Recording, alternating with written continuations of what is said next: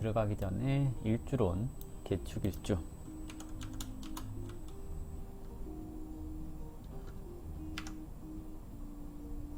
개축. 천간의 개수. 천간의 개수. 개수는 지난날에 살아온 경험과 지혜를 가지고 있는 기운, 그리고 하늘에서 내리는 비와 같은 그런 형상을 가지고 있습니다. 갑자국의 개수는 처음 시작한 천간이 순환을 마무리하면서 지난 날들을 재조명하고 어떻게 세상에 적응할 것인지를 생각하는 단계, 이렇게 얘기를 해볼 수가 있겠고요.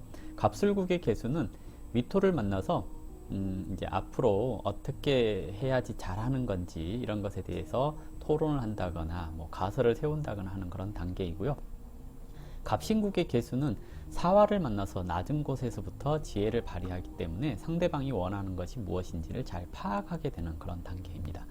갑오국의 개수는 묘목을 만나서 그동안의 경험과 지혜를 통해서 새로운 도전을 하게 되는, 그래서 희망찬 모습을 보일 수 있는 그런 단계라고 할 수 있겠고요.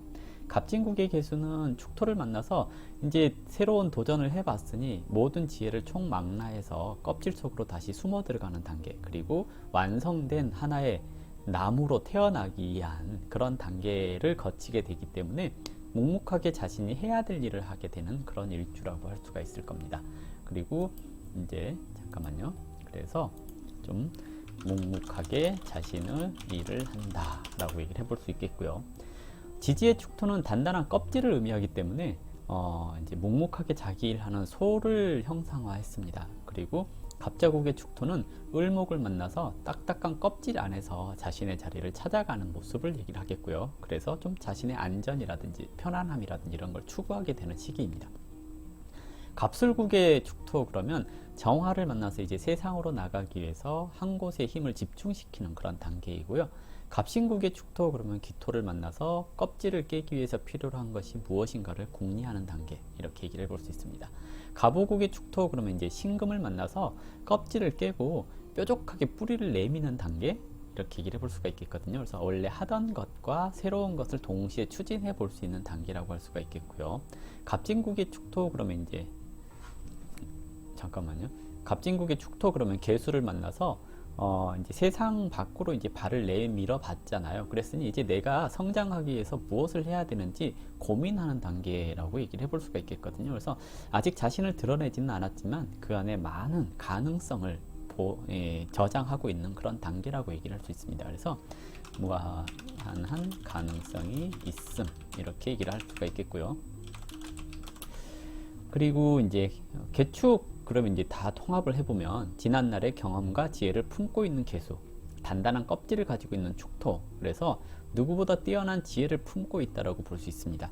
지혜로움, 드러나지 않은 지혜로움, 이렇게 얘기를 해볼 수가 있겠죠. 그래서 개축일주, 그러면 평소에 말이 없고 자신의 일에 집중하면서 스스로를 발전시키려고 계획을 세우는 그런 사람이라고 할 수가 있습니다. 그래서 때가 오기를 기다리고 있는 상태, 이렇게 얘기를 하거든요. 개축 다음에 오는 것이 갑인하고 큰 나무로 성장하는 것을 얘기를 하잖아요. 그래서 큰 나무가 되기 위해서 기다리는 단계, 이렇게 얘기를 해볼 수 있습니다.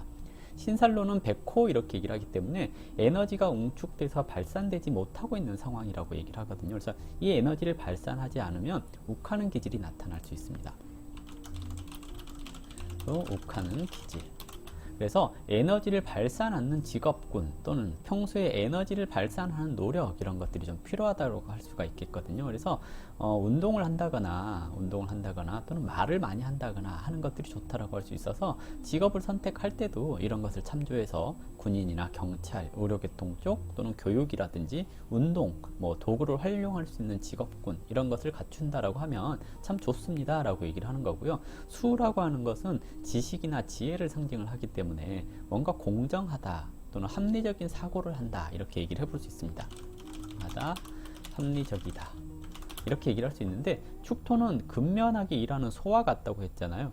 합리적이고 공정하지만 축토라고 하는 근면함이 포함이 되어 있으니까 약간 집요한 구석이 있습니다. 이렇게 얘기를 해볼 수가 있겠죠. 그래서 적으로 만나면 굉장히 피곤한 스타일을 얘기를 하는 거고요. 친해지면 굉장히 이렇게 나를 위해서 많이 조언해 줄 수 있는 지혜로운 사람이라고 얘기를 해볼 수가 있을 겁니다. 육친적으로는 일지에 편관을 뒀기 때문에 사람을 만날 때 쉽게 마음을 여는 건 아닙니다. 편관이라고 하는 것은 너 하는 거 보고 내가 잘하겠어 이런 생각을 가지고 있기 때문에요. 사람을 사귀는데 시간이 좀 필요하긴 해요. 하지만 한번 사귀면 뭔가 이렇게 투덜거리면서도 지켜주고 챙겨주고 하는 그런 사람이라고도 얘기를 할 수가 있겠거든요. 그래서 시간이 좀 오래 걸리지만 한번 사귀면 그 사람에게 최선을 다하는 그런 사주다라고 얘기를 해볼 수가 있겠고요. 적이 되면 백호까지 끼고 있잖아요. 욱하는 그런 기질이 나타날 수 있고 집요한 기질이 나타날 수 있기 때문에 적이 되면 굉장히 피곤한 사람 이렇게 얘기를 해볼 수 있습니다. 피곤하다라고 얘기를 해볼 수가 있겠고요. 그리고 이제 배우자 운에 있어서 일지 편관 그러면 약해 보이거나 애교스러운 사람을 좋아하게 되는 경우가 있고요. 카리스마 있는 사람을 좋아하는 경우가 있습니다. 남자는 귀엽거나 청순한 사람 이런 사람을 좋아하게 되는 경우가 많고요. 여자는 카리스마 있거나 자기 일에 충실한 사람을 좋아하는 경우가 많습니다. 남녀가 반대로 인연을 만나게 되면 즉 남자가 카리스마 있고 당당한 그런 여자를 만나면 시기 질투를 하게 될 수 있으니까 가능하면 좀 착한 여자, 좀 귀엽고 애교스러운 여자를 만나는 것이 좋다라고 할 수가 있겠고요. 여자가 남자가 좀 애교스럽거나 그런 무시하는 그런 경향이 있을 수 있으니까 처음에는 좋다가 차차 나빠질 수 있습니다 라고 얘기를 할 수 있죠.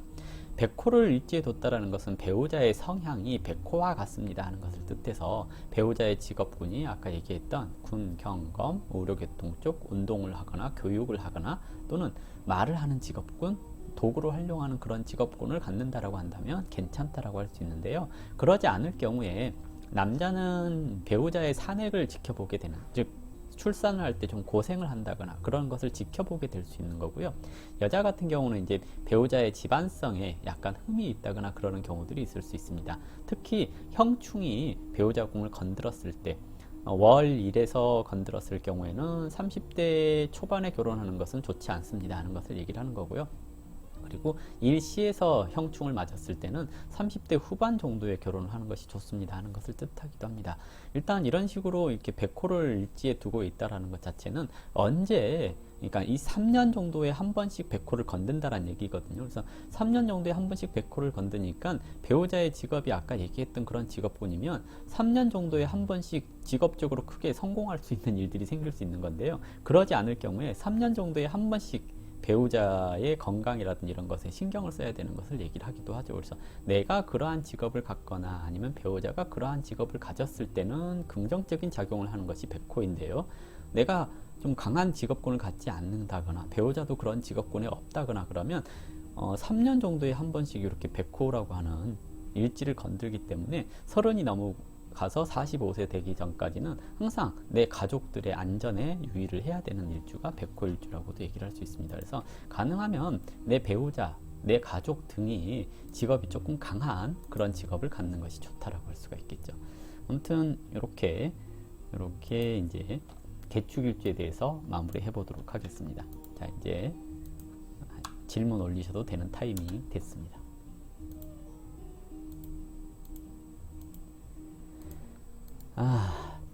이제 10개 남았어요. 10개 남았습니다. 아우, 진짜 일주일은 귀찮아요.